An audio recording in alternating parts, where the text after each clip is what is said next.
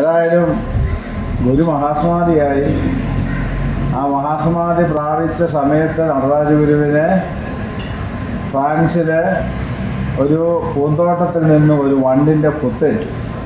ഇവിടെ സമാധിയാകുന്ന അതേ സമയത്ത്.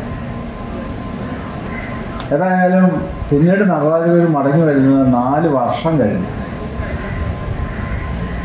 1932. അപ്പം നടരാജ ഗുരുവിന് ശിവഗിരിയിലെ സ്ഥാനമൊന്നും കൊടുത്തില്ല എന്ന് പല ആളുകളും പറയും. അങ്ങനെയല്ല. ബോധാനന്ദ സ്വാമി 3 ദിവസം കഴിഞ്ഞ് രാത്രി നേരം വെളുക്കെ 4-ാം ദിവസം പ്രഭാതത്തിൽ മഹാസമാധി.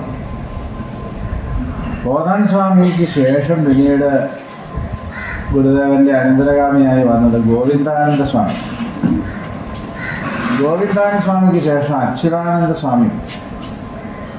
അച്യുതാനന്ദ സ്വാമി മഠാധിപതിയായിരിക്കുമ്പോഴാണ് നടരാജ ഗുരു വിദേശ പഠനവും കഴിഞ്ഞു വരുന്നത്.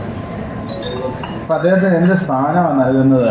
അന്ന് സെക്രട്ടറി ദമ്മദത്ത സ്വാമി, മഠാധിപതിയും സെക്രട്ടറിയും.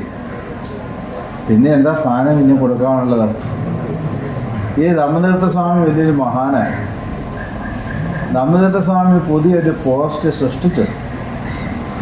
മഠാധിപതിയുടെ അഡ്വൈസർ, മഠാധിപതിയുടെ ഉപദേശകൻ. അങ്ങനെ പുതിയൊരു പോസ്റ്റ് ഉണ്ടായിപ്പോൾ.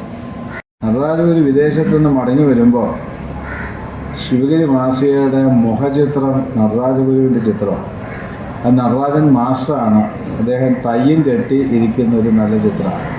മനോഹരമായൊരു ചിത്രമാണ്. വർക്കല റെയിൽവേ സ്റ്റേഷനിൽ വന്ന് ഇറങ്ങുമ്പോൾ അന്ന് ധർമ്മസംഘത്തിൻ്റെ സെക്രട്ടറി ആയിരുന്ന ശ്രീനാരായണ തീർത്ഥസ്വാമി അടക്കമുള്ളവർ പോയി റെയിൽവേ സ്റ്റേഷനിൽ നിന്ന് സ്വീകരിച്ചുകൊണ്ട് ശിവഗിരി വരുന്നു. അതിൻ്റെയൊക്കെ റിപ്പോർട്ടുകൾ ശിവഗിരി മാസികയിൽ സവിസ്തരമായിട്ടുണ്ട്. അക്കാലത്തെ ശിവഗിരി മാസിക എടുത്ത് നോക്കണം നടരാജ ഗുരുവിന് എന്തൊക്കെ സ്ഥാനങ്ങളാണ് ശിവഗിരി നൽകിയിട്ടുള്ളത്.